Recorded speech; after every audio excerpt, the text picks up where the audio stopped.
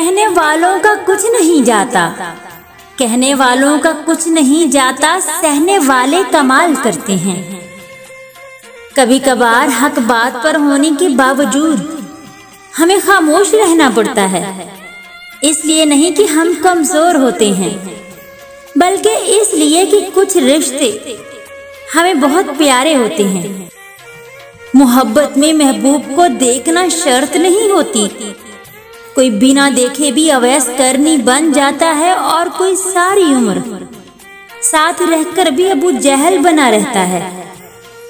मुसाफते इंसान को नहीं थकाती, हमारे साथ चलने वाले इंसानों का रवैया होता है जो हमारी सांस तक फुला देता है। इंसान भी डसता है जहर लफ्जों के डाल के,